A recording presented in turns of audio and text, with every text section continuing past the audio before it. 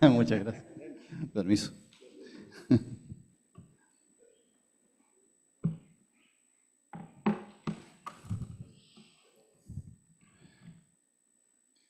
En la mañana temprano había un lápiz. En la siguiente habían dos. Va creciendo. Está bien. Eh, Se multiplican los lápices en el púlpito. Bien. Bueno, doy la bienvenida a no solo a los hermanos que están con nosotros hoy día, sino a las visitas que nos acompañan. Hoy es un momento especial porque si hay una misión que tiene la iglesia sobre la tierra, para responder a esa persona que decía que se quieran ir al cielo, el Señor nos habría llevado inmediatamente al cielo.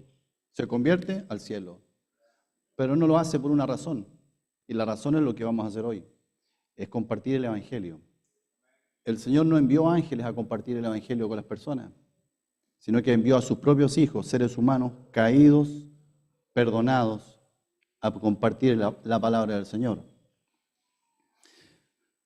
Así que ese es el motivo por el cual estamos en la tierra, a los hermanos, pero también a las visitas.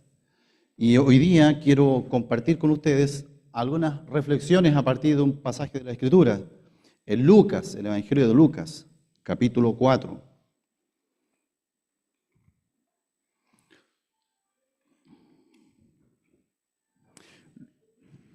Lucas, capítulo 4.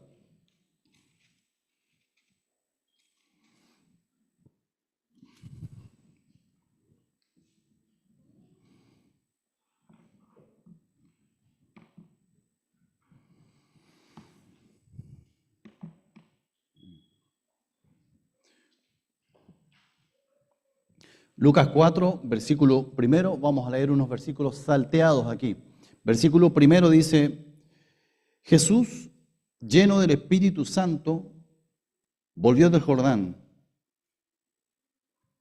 y fue llevado por el Espíritu al desierto.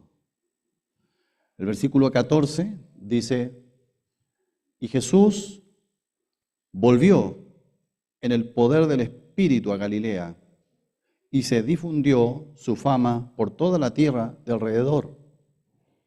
Versículo 16. Vino a Nazaret, donde se había criado,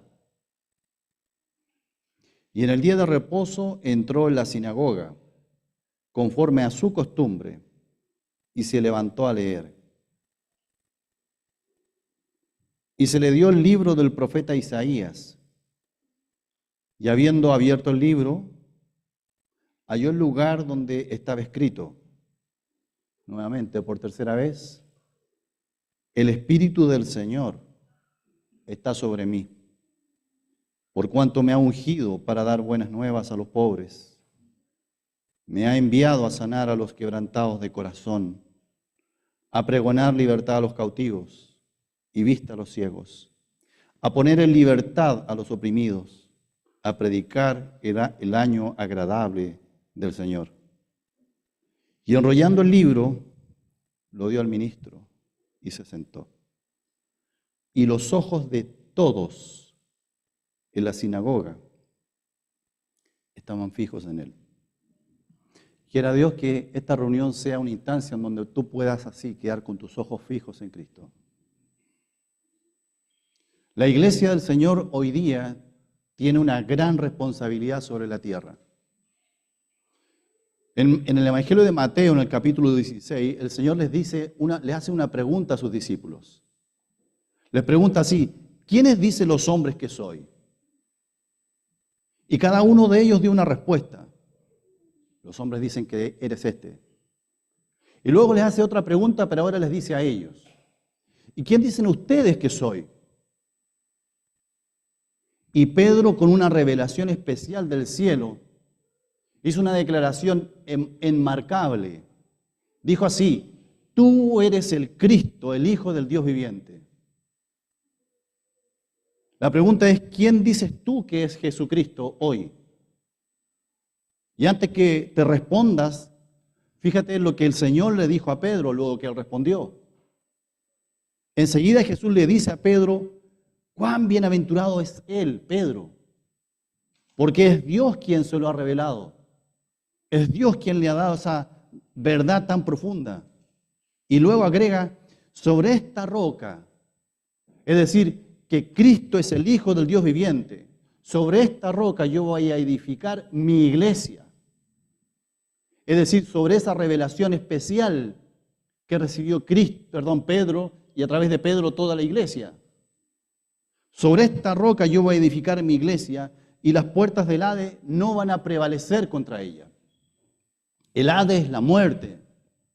Y la iglesia tiene una gran responsabilidad. La muerte misma no podría mantener sus puertas cerradas contra el avance de la iglesia. Frente al avance de la iglesia con el Evangelio. ¿Y sabe por qué? Porque una iglesia sabe por revelación de Dios quién es Jesús.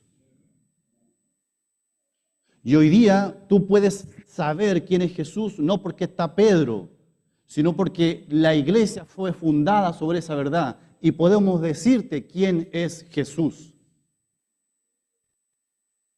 Ese es el rol y la responsabilidad de la iglesia. ¿Quién es Jesús? Así que si tú estás aquí hoy día sentado, has asistido a esta iglesia y estás dispuesto a escuchar, debes saber que tenemos una gran responsabilidad nosotros como iglesia delante de ti. Tu vida va rumbo a la muerte y la iglesia puede sacarte de esa muerte. No porque la iglesia tenga un poder en sí, sino porque la iglesia tiene una verdad que contarte. Jesucristo. Por eso es que el Señor Jesús nos dejó estos pasajes, para que tú entendieras quién es Jesús y qué es lo que Jesús busca de ti.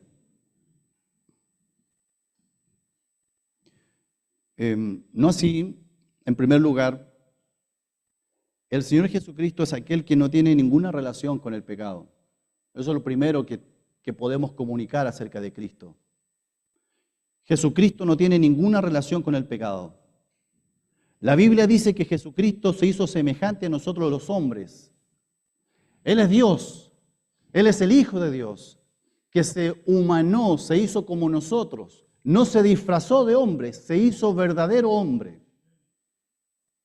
No se puso un traje de hombre, Él se hizo hombre. Pero sin pecado. En Él no hay ni sombra de desobediencia. Él es de quien Dios Padre dijo, este es mi Hijo amado en quien yo tengo complacencia.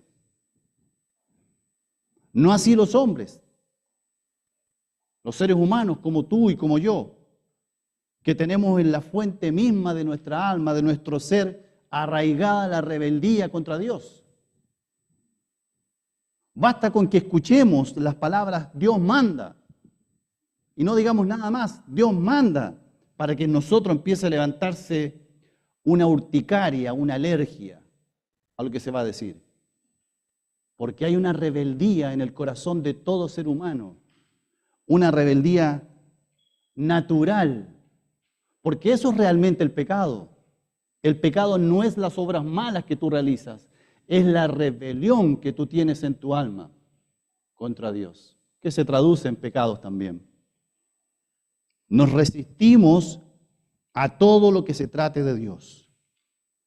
Les pongo un ejemplo de rebeldía. La Biblia dice así: Dios manda a todos los hombres y en todo lugar que se arrepientan, por cuanto ha establecido un día en el cual juzgará con justicia este mundo por un hombre. Dios manda que se arrepientan.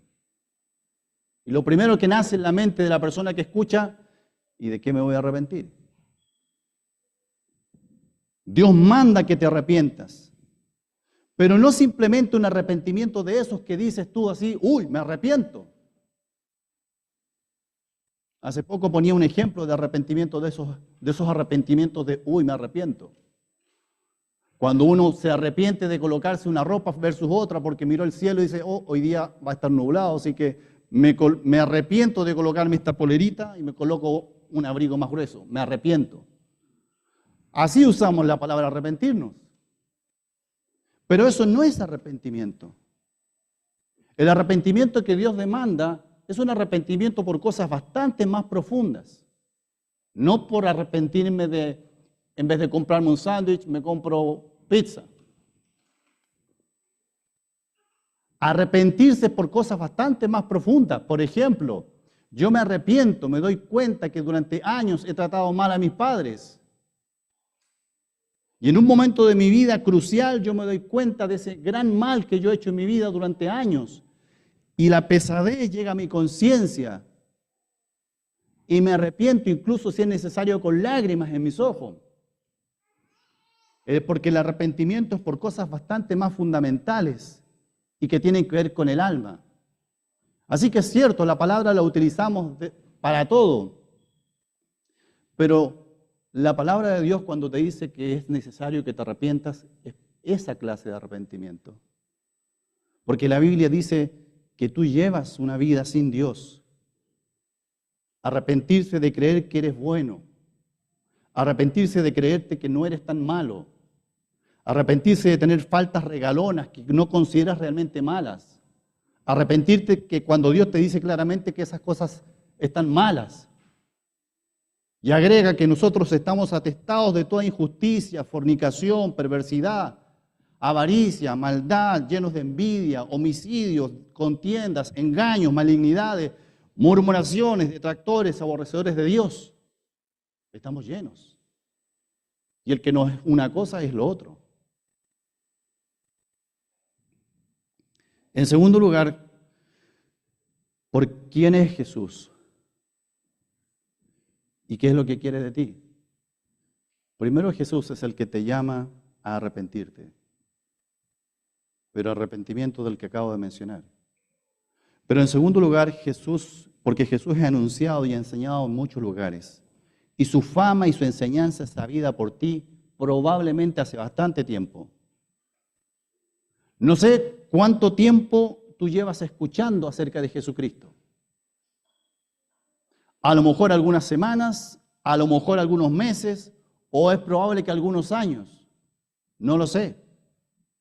Incluso a lo mejor es probable que tú digas creer en Jesucristo. Pero una pregunta. ¿Qué es lo más seguro que una persona que ha creído en Cristo tiene? O algunas de las cosas más seguras. Bueno, usted puede decir la salvación, el perdón. Sí, eso y una lista bastante más larga. Una de las cosas que un creyente en Cristo tiene seguro es la obediencia. La obediencia a su palabra. La búsqueda de la obediencia a los mandamientos de Dios.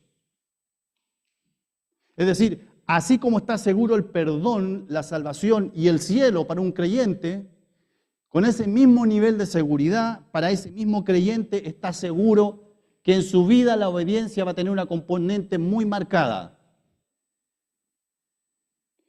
Porque la Biblia dice que la gracia de Dios se manifestó para salvación a todos los hombres, sí, enseñándonos que renunciando a la impiedad y a los deseos mundanos, vivamos en este siglo sobriamente.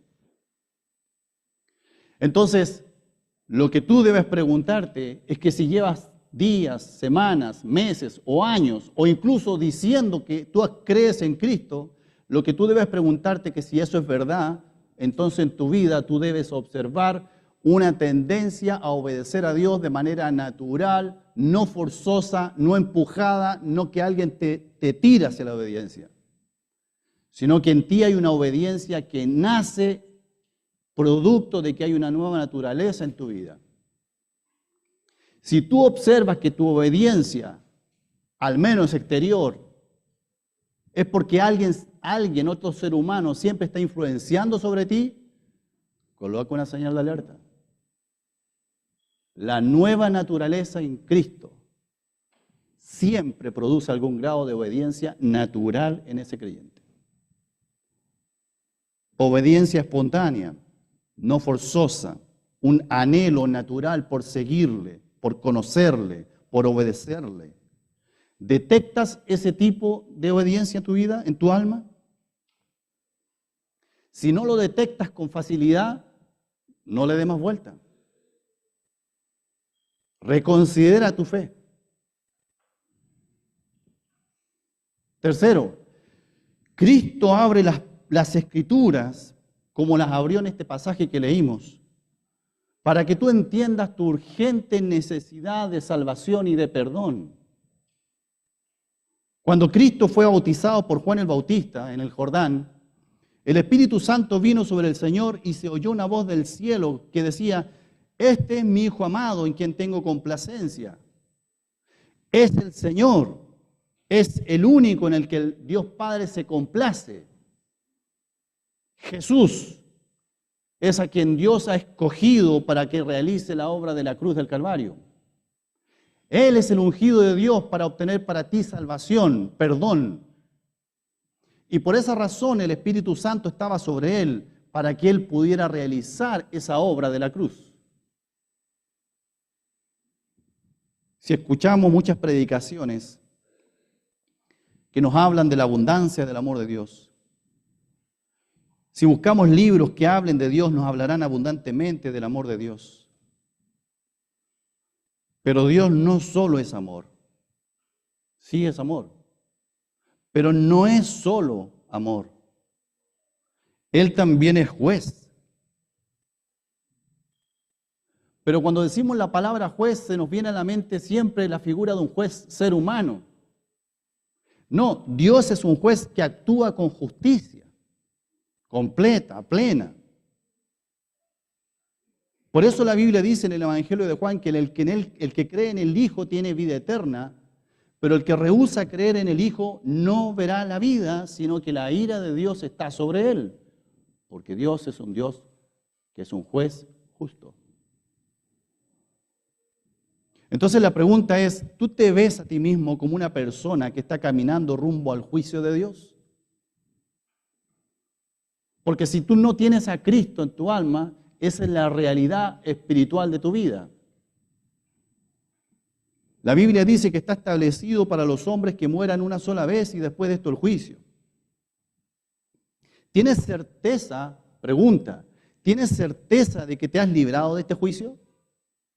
¿Tienes certeza ahora en este instante que te hago la pregunta, en tu conciencia y en honestidad delante de Dios en este momento? No tienes que decirle a nadie, sino decirte a ti mismo.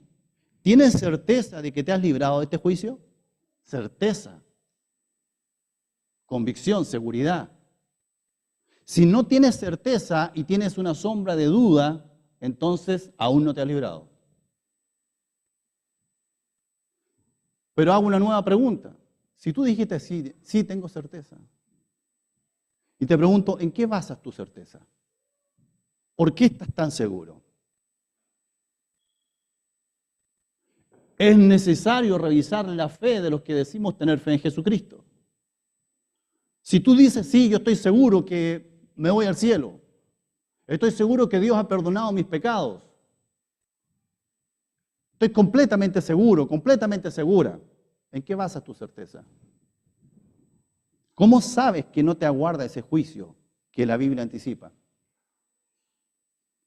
Mire, para que te hagas una idea de este juicio del que habla la Biblia, yo te invito a hacerte una imaginación, imaginarte un juicio.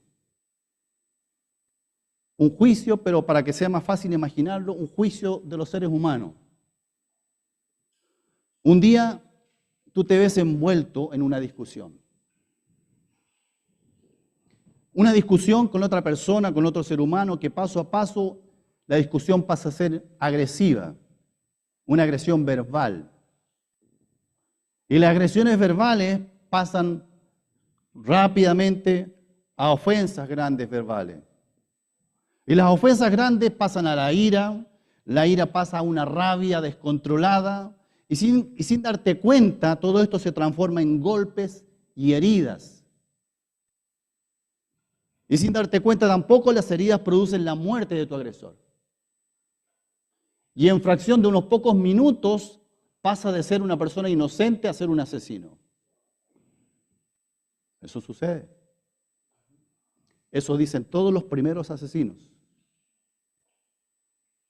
Fue así, rápido.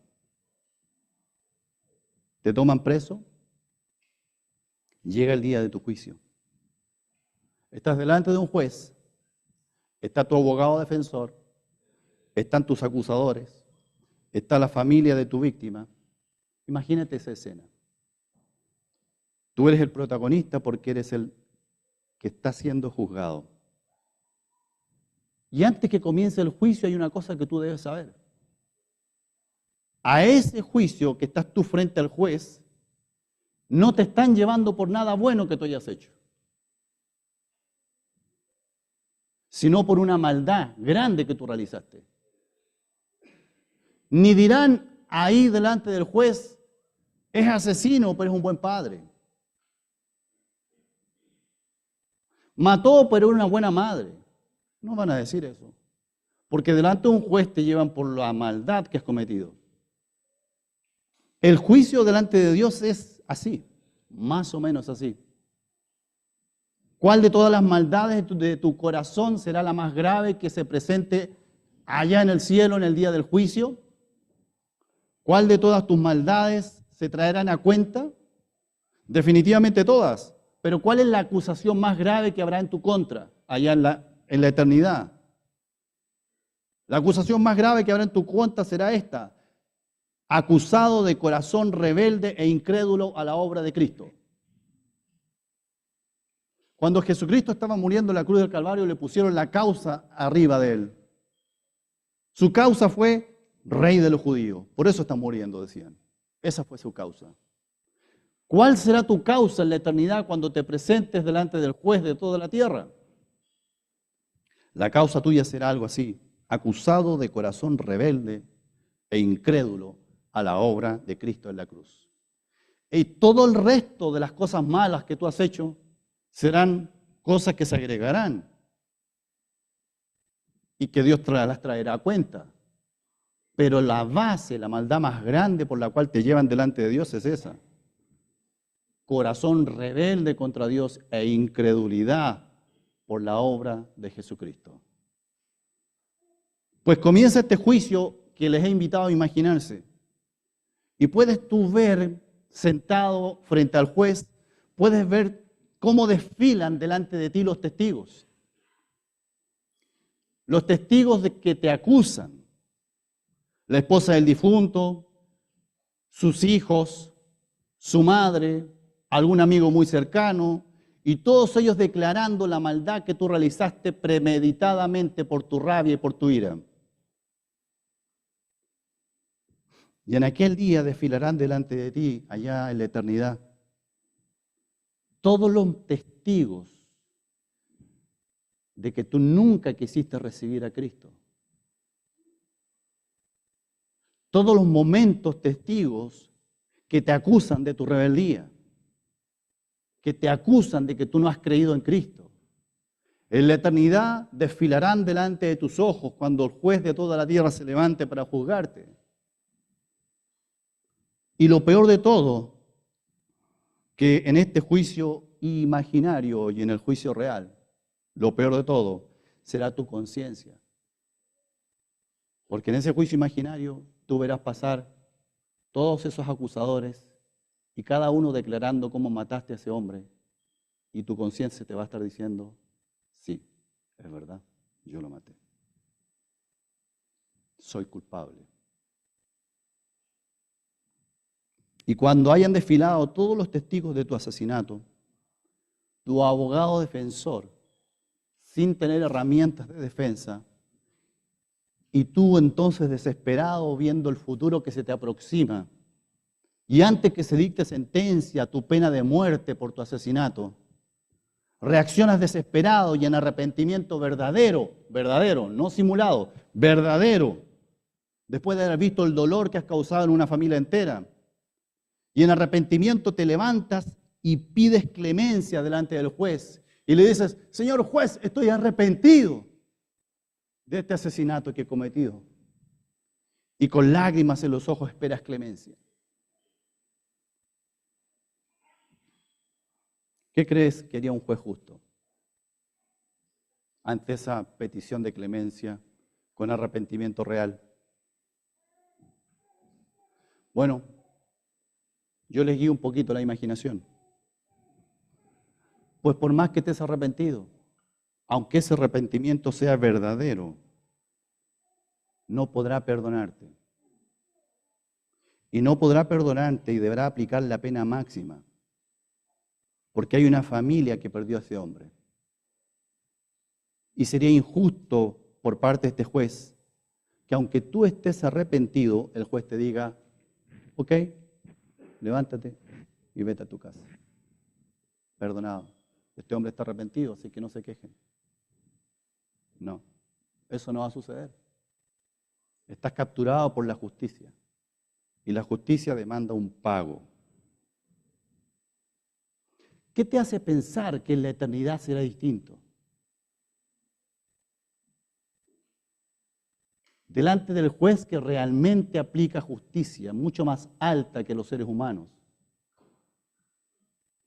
¿Qué te hace pensar que delante del juez de toda la tierra tú vas a poder decir, con toda la culpabilidad que cae sobre ti, tú vas a poder decir simplemente me arrepiento, esperando clemencia? Eso no va a suceder. Pues es aquí, en este punto del relato, donde nace el Evangelio. Y se trata de tu alma. El Evangelio es esto en el ejemplo. Si pudiéramos continuar con el ejemplo del juez, pero existiera un Evangelio en ese ejemplo, tu abogado defensor, al verte profunda y honestamente arrepentido, tu abogado defensor, en una profunda acción de amor por ti, podría decir y llegar a un acuerdo con el juez. Y decirle al juez, señor juez, perdona a este hombre, yo pago. Yo voy a la muerte por él. La culpabilidad de este hombre me la llevo yo. Claro, los seres humanos no aguantamos eso. No nos parece lógico. Pero eso es precisamente lo que Jesucristo ha hecho por ti.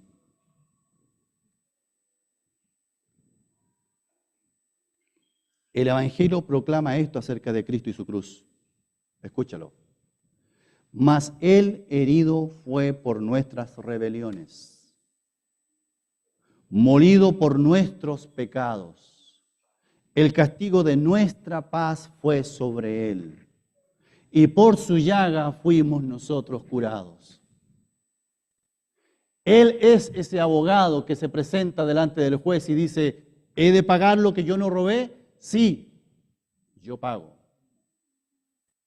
Él es ese abogado defensor que te quiere librar de la condenación justa de tu juicio. En la cruz de Cristo estaba sucediendo el espectáculo invisible más grande de toda la historia de la humanidad. El espectáculo invisible más grande de toda la historia de la humanidad. ¿Por qué invisible?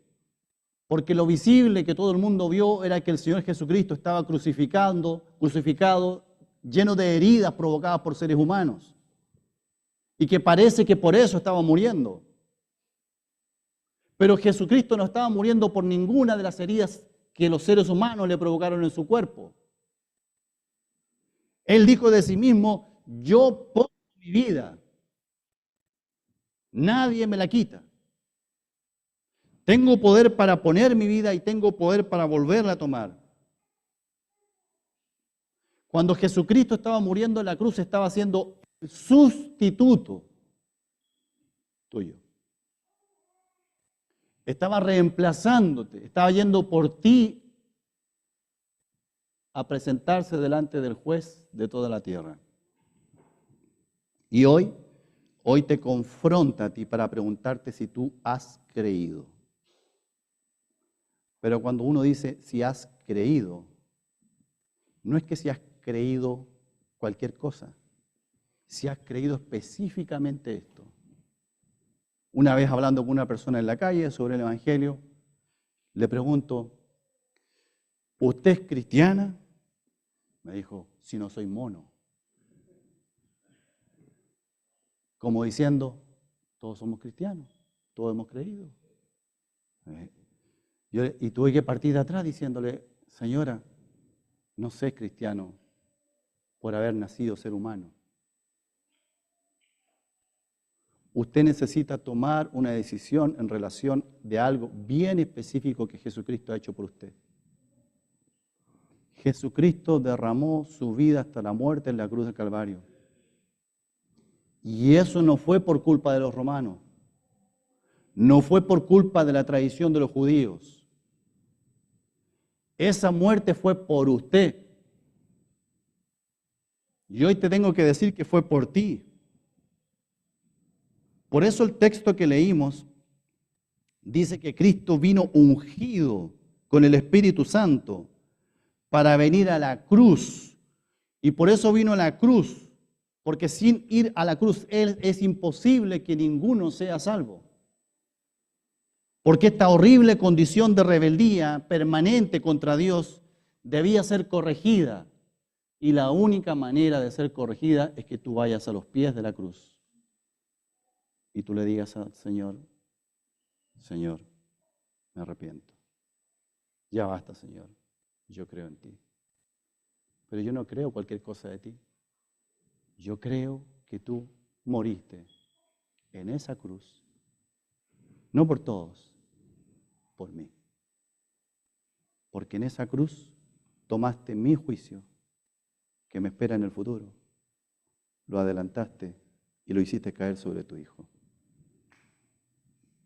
Dios, dice el texto, que lo ungió para dar buenas nuevas a los pobres, a sanar a los quebrantados de corazón, pobres, quebrantados de corazón, pregonar libertad a los cautivos, dar vista a los ciegos, poner a libertad a los oprimidos, a predicar el año agradable del Señor.